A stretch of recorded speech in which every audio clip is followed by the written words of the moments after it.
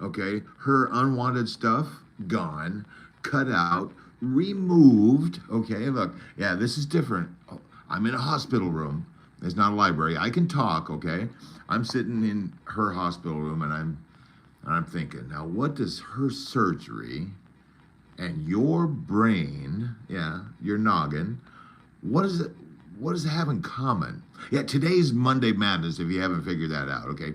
They both have unwanted crap, unwanted shift growing inside that needs to get the hell out.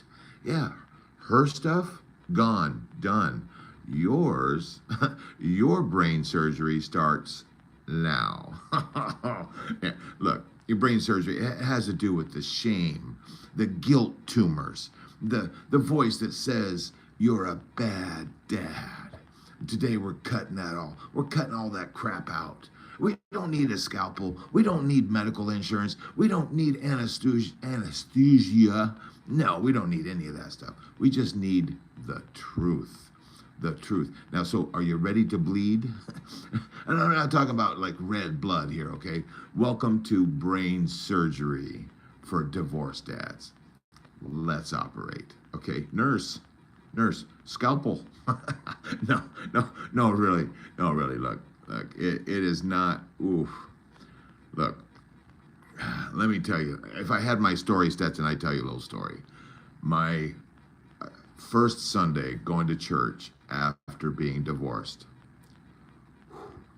I mean, it was like I had a big old red D right here, or maybe I had failure stamped right here on my forehead or something. You get the sideways glances, and nobody's really. They used to come up to you, and nobody came up to me and shook my hand and say, "Welcome to church." None of that. I'm by myself. I'm not with my wife and kids. Oh man, talk about feeling like a failure. And here's the thing, I never darkened the door of a church again. That's me, okay? And I've had to do some self-brain surgery to get that figured out, okay? If you haven't figured that out, that's what this Monday Madness is all about, is figuring out how to do that. And man, we got bad dad guilt going on too. I mean, the world wants us to be perfect. Don't be getting mad. Don't be doing that stuff. You're missing bedtimes. You're missing them growth. We got Desire. Hey, and howdy, Desire. Great to have you. I appreciate you. No, look, we got the voice in our heads that says, "Whoa, man, oh, it hurts, right?" And so those tumors in our head and our brain, they get bigger. And then our thinking, it goes south, okay? We got some stuff that goes on. You got financial failure that goes on too. I mean, you got all this stuff happening. And I got to give a quick note right now. I'm waiting on my wife. She's in recovery, okay? So, yeah, this is Monday Madness in the best special way. The subject today, it's all about brain surgery, not with a scalpel, no insurance. We're not talking about, not going to see blood, none of that stuff. We're talking about ways, that we have this brain tumor. Maybe it's guilt tumor, maybe it's shame. Like when I went to church the first time after I was divorced, and I went into church, you get the sideways stares. Oh man, that hurt. That hurt, and I never darkened the door of a church again. Now I'm starting to look for a church right now. Okay, I'm getting there to where I'm thinking I need to get back to that. Okay, and so look, my wife being in surgery, she had some nasty stuff removed. I'm not going to get into any details. Of course, I'm not going to do that. But we can, as dads of divorce, as moms of divorce, we can do our own brain surgeries.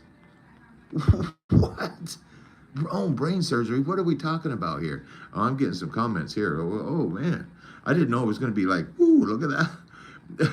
You got a message. You got hi. We got Christy. We got Seth. Hi, Christina. Now, the fact that you're on here and got the hearts, maybe you guys are thinking, man, this brain surgery idea, it's Monday Madness, okay? This is Mike Mack going mad here. And not like angry mad. It's like the madness of Mike Mack here on a Monday. And that's my wife's surgery, just got me to thinking. And so here we are. with all of you, with the hearts, man, you guys, man, I'm hitting a nerve. I think somebody said they subscribed. Seth, thank you. Thank you for subscribing. Man, that fills my soul right there. I appreciate it so much. Look, let's get into the procedures. Like I was like, hey nurse, scalpel. Let's get this surgery started.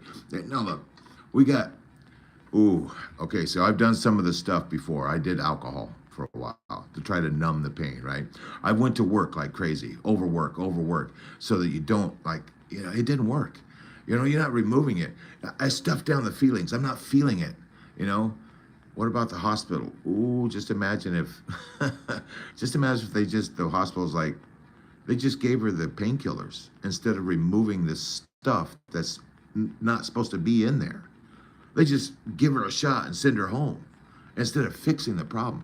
That's what I was doing. I was giving myself a shot. I was giving myself the alcohol. I was giving myself to going to work all the time and not thinking about it. And this is the tough part, is you got to be truthful with yourself. It hurts. The truth hurts. I'm talking about, I don't have a stand. I'm holding this with my left hand. My right hand is, the builder hand is out here. But man, you think about it. I mean, if you ignore it, if you just go on like nothing's going, the tumor still grows. The tumor and stuff, it's in the dark. It's going to grow. And I ignored the shame. I ignored it, the guilt. I tried to stuff it down. In fact, I kind of hid, though. It's not just, I didn't ignore it. It made me hide. And, I started to blame. I blamed her. I blamed the judge. I blamed everything out. I even blamed me. And blaming, there's no responsibility in blame. It is not good. It just makes the tumor grow faster. Now, oh man, amazing facts. Jesus loves you. God bless you, and bless your wife. Thank you. Thank you very much. I appreciate that. We've had our problems, but when something happens with your wife, even though we're separated, I come and I'm with my wife, letting her know that I still love her. That's the thing. We got some boundaries that we need to figure out. We're working on it. And thank you, Amazing Facts, for that. For the Jesus loves me. I know that. I'm getting back to that. With that shame, and if I'm being honest, I didn't darken the doorway of another church since then because I was hiding. I was hiding from God. It's not that God's not there, because that's what I thought. I thought, God, where are you? God's there. It's just in my shame, in my guilt, in my anger, my hate, all that nasty, here, let me switch hands, in that nasty destroyer hand, all those bad stuff, I was lost. I was blind. All those things that happen when you leave God. And so, man, you just got to be honest. You got to be honest with yourself. And that's the first part, is you got to name it. You got to say, man, this is shame. That's the first cut. It's truthful. Oh, it hurts. And I think it's somewhere in the Bible. I don't know the exact verse. I wasn't prepared with exact verse, but somewhere it talks about the sword of truth and how sharp it is. Truth hurts. It's like a two-edged sword, right? It cuts both ways. It hurts, but it's a good hurt because it gets with that sword. Ooh, it's not a scalpel. We're going to use the sword of truth here to cut out the tumor of shame, of guilt. Oh, we can cut out the lies. We can begin to be honest. We can have, here's a lie that I was thinking back. This is not too long ago, a few years ago. God hates divorce, right? So if God hates divorce, he must hate me because I'm divorced. Ooh, see? I felt like a failure. But it wasn't me that failed, it was the marriage that failed. Ooh, God doesn't hate me.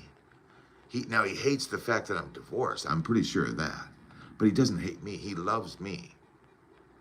And the rewire is, I'm not my marriage status, okay? My marriage status is a separate thing. My wife didn't choose to have this surgery done, okay? She chose to face it. She chose to go to the doctors and go to the hospital. She was scared as hell, just like I'm kind of scared right now of saying to you guys and being honest and open about my stuff, about my shame, my guilt, and how that first cut with the truth, it hurts.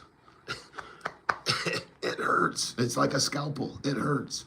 And there's no anesthesia when you start to begin to be truthful with yourself. And so that's, the bad dad guilt. Oh, man. Real dads live with their kids 24/7, right? Oh, and it hurt. It hurt to be I saw myself as a part-time dad, Oh, but the truth is, real dads show up when it's hard. It doesn't matter. I show up. It's hard to be here with my wife right now. Just got through a 7 overnight run. I'm here. I picked her up this morning. I did some cat naps, and I'm too worried. Now that I've got the news, I'm starting to feel like, oh, okay, now I can relax. Everything's okay with the wife. The surgery was success. Got the bad stuff out. We can do the same with us. Once you start to get to the core of the problem, get down to the tumor and start cutting that tumor out, guess what happens? You begin to feel a relief. Oh, it's like a confession, right? You finally say, man, this is me being bad. I was a bad dad. I was. I got mad. I got angry. I punched a hole in the wall. I said things that I didn't mean. I was a monster in the moment. All those things. Ooh, ouch. Financial failure is another one. I can't provide like I used to. I'm in the situation right now, separate household. I'm supporting 2 households. I don't have financially, I've got flat tires right now. Why do you think I did 7 overnights in a row with all that overtime? I got to put some financial air back in my tires so I can keep going. I have what I have right now is enough. That's the truth. And I'm going to continue to do what I can do. I'm going to continue to come on lives and help others to see that you're enough, that you're loved, that you not alone. You're not alone. Those 3, you got to know that. And this is it right here. Just one, just change. You don't have to choose them all. Just find your one. We're going to put this into granny gear. Don't go making a list of all this stuff. What's the one major tumor in your brain right now that you can address? Ooh, is it guilt? Is it shame? Is it the bad dad? Is it the financial flat tires that you're not able to? It's a holiday season right now. I want so bad on Black Friday to buy stuff for my kids, but you know what?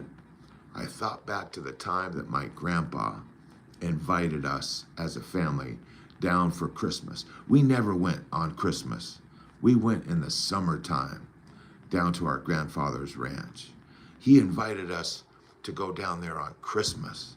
And the invitation said, do not bring any presents from the store. Do not buy gifts from the store, but bring your gifts. Bring your presents. And as a little kid, I went to my mama. I said, how can we bring gifts?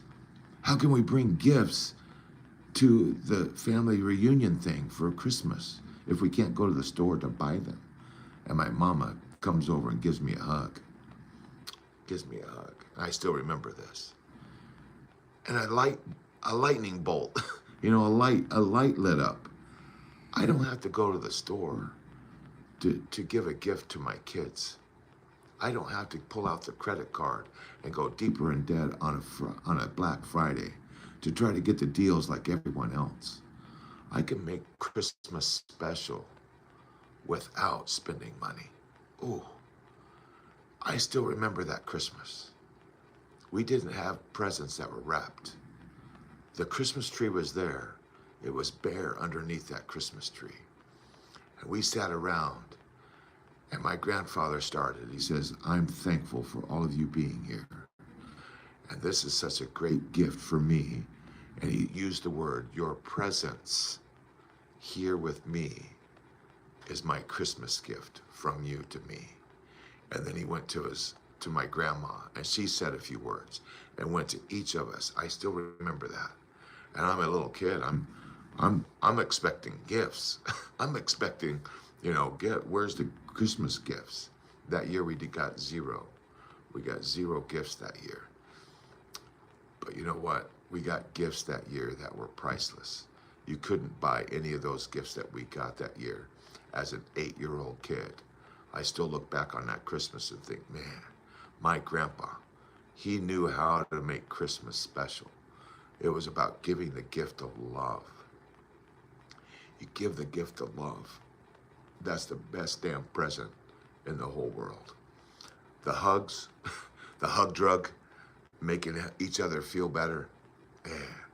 All right, look, the surgery's done, guys. You find your one thing, cut it out with some truth. Be truthful. It's going to hurt, okay? You're not going to have anesthesia. It's going to hurt. But think, there's got to be a way. There's got to be a way to become a better dad without, the blood and the guts and stuffing it down. Feel the feelings, the emotions. Ooh, this coming Saturday and Sunday, 3:33 p.m. both days, the science of emotions, of feelings on Saturday. And then the soul science of feelings, of emotions on Sunday. Oh, powerful stuff. You don't want to miss this weekend. Anyway, we got a long ways to go in there, but it sounds like the door is opening and I better go. Appreciate you guys. Love you all. You all have a great rest of your day. My wife is about to enter the room. Pretty sure she's going to be groggy, but I got to go. Love you guys. See you tomorrow, 3:33 p.m. Oh, I have tonight off. If you're up at 3:33 a.m. in the morning, yeah, I'll be here. Love you guys.